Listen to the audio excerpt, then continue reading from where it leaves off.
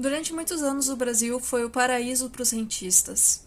Se você tinha algum capital, você não tinha que se arriscar colocando seu dinheiro para abrir uma empresa ou então para entrar na renda variável. Por que tomar esse risco se você podia simplesmente colocar sua grana num Tesouro Selic que queria render mais de 10% ao ano, de forma garantida, sabe? E isso daí criou então um perfil de investimento muito voltado para renda fixa, principalmente para o tesouro.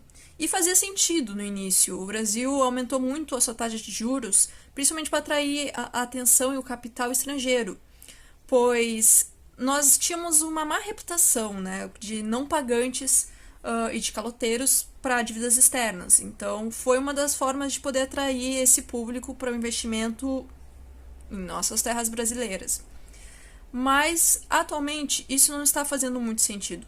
Paulo Guedes está tentando se alinhar mais ou menos com um propósito que existe em países do primeiro mundo, em que a taxa de juros básica, né, Selic, deles seria tão baixa que a renda fixa não faria sentido para a maioria dos investidores. Eles iriam pegar seus capitais, investir na renda variável ou então iriam empreender.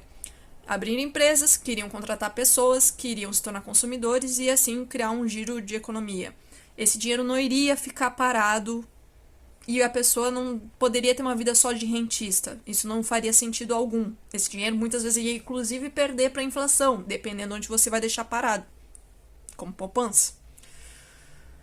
Enfim, então faz sentido, né? Por um lado, pensando por essa lógica, faz sentido. Pô, vamos cortar, né? É claro que para quem tinha dinheiro na renda fixa, né, não é muito felizardo, pois tem que se adaptar a uma nova realidade. O brasileiro, ele está mais atrasado, porque a maioria deles ainda nem tinha chegado no tesouro, tinha estagnado na poupança. E não faz muito sentido, visto o histórico, né, de confisco da poupança do Collor. Não sei como é que logo em seguida as pessoas voltaram a confiar de novo nessa aplicação que não é aplicação. Não é uma aplicação porque está perdendo para a inflação, ou seja, é só para deixar o dinheiro parado mesmo. Então, as pessoas não chegaram nem ao ponto de investir no tesouro. Quando começaram a migrar para um tesouro, de repente não vale nem mais a pena, né? Eles até cortaram a taxa da B3 para um valor de até 10 mil para tornar o tesouro um pouquinho mais atrativo do que um CDB, que pagaria 100% do CDI, por exemplo, com liquidez diária. Tem CDBs que estão pagando até bem acima do 100% do CDI. Claro, é bom você ficar de olho, mesmo com o FGC. FGC a gente chama de Fundo Garantidor de Crédito. Significa que até 250 mil, se o banco quebrar, por instituição, por CPF, isso tem até esse teto de valor, você tem garantido pelo governo que esse dinheiro vai retornar. Mas, bom, se houver uma quebradeira geral, isso não significa que as coisas vão vir de forma tão fácil como a gente imagina. Se a gente está num caso de necessidade e deixou todo o nosso dinheiro aportado num CDB de um banco pequeno que tem um risco grande de quebrar, qual é o risco de um dia a gente precisar desse dinheiro e o fundo garantidor de crédito ainda não ter liberado. Então, por isso que é bom a gente sempre distribuir bem nossos ovos nas cestas, né? Que é um ditado popular, você precisa diversificar, pois nada, ouçam bem minhas palavras, nada nesse mundo tem garantia, certo? Nada é certo.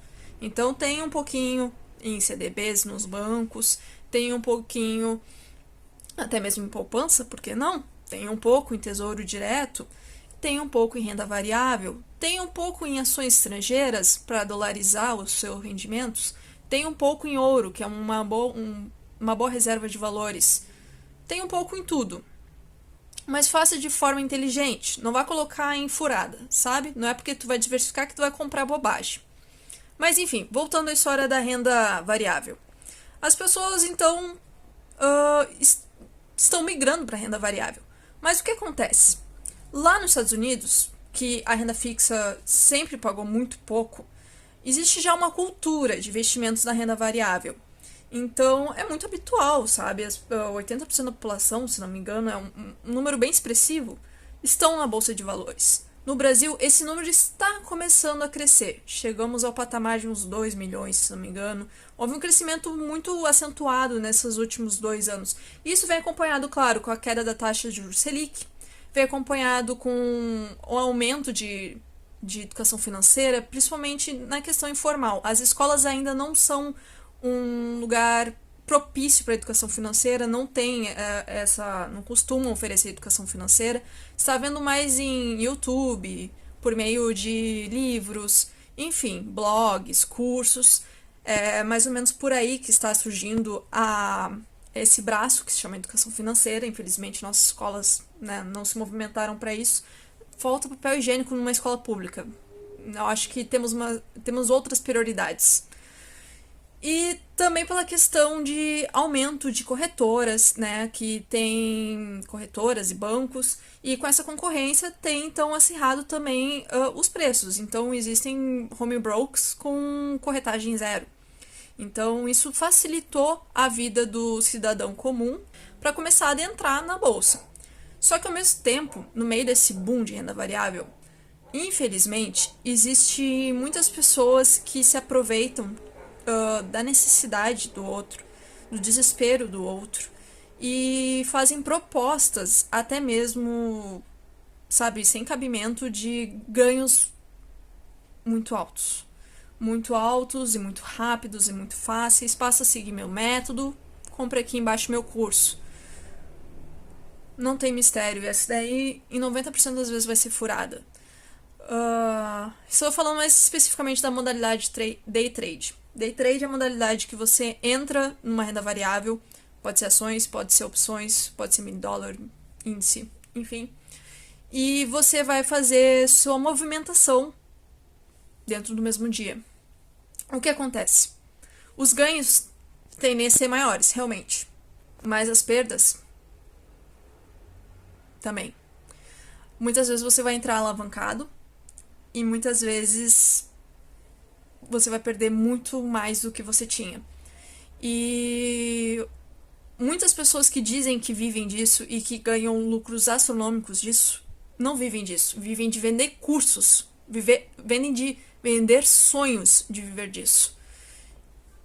Isso, infelizmente, tem acontecido bastante, tem se tornado uma prática banalizada. Então, em vez de haver profissionais sérios, e existem profissionais sérios que explicam direito como funciona a educação financeira, como que um juro composto vai funcionar na sua carteira, como que funciona você investir em ações de boas empresas, como é que isso vai impactar no longo prazo, que boas ações elas tendem a ter um crescimento superior a um CDI a longo prazo, que vai ter um retorno no dividendo. Enfim, em vez de explicar assim todo esse processo de você, claro, é trabalhoso, exige aporte contínuo, exige acompanhamento, exige muito estudo. O que está acontecendo é uma banalização. Então, muita gente vende o mercado de renda variável como se fosse a tua chance de enriquecer em pouco tempo. E o que me preocupa é que, na minha opinião, tem muita gente que é contra o Estado regularizar nossas vidas. Mas eu acho que, por exemplo, nesse quesito, o mínimo que o Estado devia fazer é, sim, regularizar. A CVM devia estar mais ativa, ficar de olho nessas pessoas assim que fazem essas promessas exorbitantes. Talvez exigir que alguém que vai se propor a fazer um day trade tenha, no mínimo, um curso, um treinamento, um certificado, sabe? Pois isso prejudica a vida de muitas pessoas e foge totalmente da ideia de ter uma economia saudável. Bom, enfim, são só alguns pensamentos que eu tava, assim, refletindo, mas eu acho que o brasileiro às vezes tem tara, né, por uma pirâmide e acaba caindo nisso. Então, é necessário pensar que quando você pensa em economia, em primeiro lugar, não acredita em milagre. Não acredita que o que tu vai conseguir, você vai conseguir em curto prazo de tempo. Pode acontecer, todo mundo pode ganhar um dia na Mega Sena, na loteria, né? Mas acredita em trabalho duro, acredita em investir principalmente na sua educação, em tentar um crescimento profissional para poder aportar mais, poder fazer uma diversificação saudável da tua carteira, sempre fazendo um estudo para você não entrar em furada, não seja ganancioso, que a tendência é que a longo prazo você consiga seus objetivos, cumprir seus objetivos, certo? Pois se você cai no canto da sereia, daqueles que dizem que conseguiram 20 mil em meia hora, eu só tenho a lamentar. Pois ele pode até ter ganhado 20 mil em meia hora, mas ele não vai contar as vezes que ele perdeu em tantos outros minutos. Então, às vezes, ele vai pegar só aquele momento que ele ganhou. Ele não vai falar quando ele perdeu 50 mil em 10 minutos. Então, é melhor tomar cuidado e ser responsável. E veja bem em quem que você confia para aprender. Nesse sentido, eu recomendo alguns canais. Eu recomendo Jovens de Negócio. Eu recomendo o canal do Holder. Eu também recomendo a comunidade Baster. Eles têm uma filosofia interessantíssima. Principalmente para aqueles que pensam que em longo prazo, em ganhar dinheiro com responsabilidade, em fazer o seu de forma madura, de forma segura. Eu acho que esse é o caminho. Certo? Então, era mais ou menos isso. Uma conversa aí. Valeu.